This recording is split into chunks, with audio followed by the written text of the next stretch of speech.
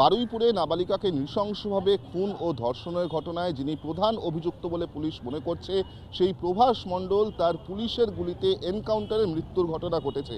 মূলত গতকাল গভীর রাতে একেবারে 12:45 নাগাদ বারুইপুর থানা থেকে বের করা হয় প্রভাস মণ্ডলকে। একেবারে প্লেস অফ অকারেন্সে ঘটনাস্থলে তাকে রিকনস্ট্রাকশন করার জন্য পুলিশের তরফ থেকে নিয়ে যাওয়া হয়।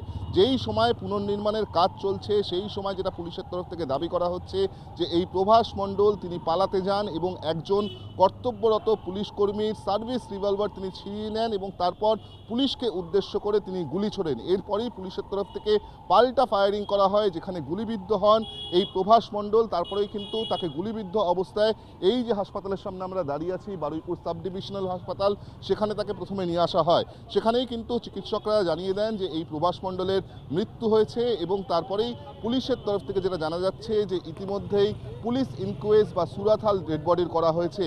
তার পরবর্তী ক্ষেত্রে মূলত ম্যাজিস্ট্রিয়াল ইনকোয়েস্ট হবে, একজন ম্যাজিস্ট্রেটের উপস্থিতিতে দেহের সুরাথাল হবে, এমনটাই প্রাথমিকভাবে আমরা জানতে পারছি। তার পরবর্তী ক্ষেত্রে দেহ এখান থেকে নিয়ে চলে যাওয়া হবে সরাসরি কাটাপুকুর মর্গে, যেই কাটাপুকুর মর্গে অটোপসি বা পোস্টমর্টেম করা হবে প্রভাস মণ্ডলের দেহের।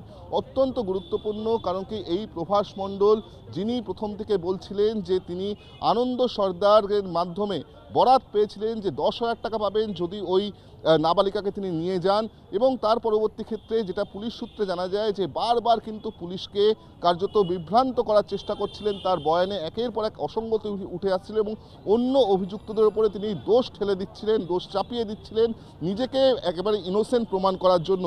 এক্ষেত্রেই যেটা জানিয়ে রাখবো যে প্রভাস মণ্ডল তিনি কিন্তু এই ঘটনায় প্রধান অভিযুক্ত। তদন্ত যত এগোয় ততই কিন্তু এই বিষয়টা পুলিশ নিশ্চিত হয়ে যায় এবং তার সঙ্গে সঙ্গে গতকাল যখন প্রভাস মণ্ডলকে জিজ্ঞাসাবাদ করা হচ্ছিল সেই সময় কিন্তু একাধিকবার তিনি পুলিশকে বিভ্রান্তিকর উত্তর দেন, পুলিশকে বিভ্রান্ত করার চেষ্টা করে, তার বয়ানে অসঙ্গতি পাওয়া যাচ্ছিল। সেই কারণেই পুলিশের তরফ থেকে রিকনস্ট্রাকশন করতে নিয়ে যাওয়া হচ্ছিল এই প্রভাস মণ্ডলকে, যেখানে এনকাউন্টারে পুলিশের গুলিতে তার মৃত্যুর ঘটনা ঘটে। এই মুহূর্তে হাসপাতালের ছবিটা দেখিয়ে রাখবো। আমরা রয়েছি বারুইপুর মহকুমা হাসপাতালে, যেখানে দেখা যাচ্ছে প্রচুর পুলিশ ফোর্স কিন্তু ডিপ্লয় করা হয়েছে, সঙ্গে রয়েছে কেন্দ্রীয় বাহিনীর জওয়ানরা, যাতে কোনো রকম কোনো অপ্রীতিকর ঘটনা না ঘটে।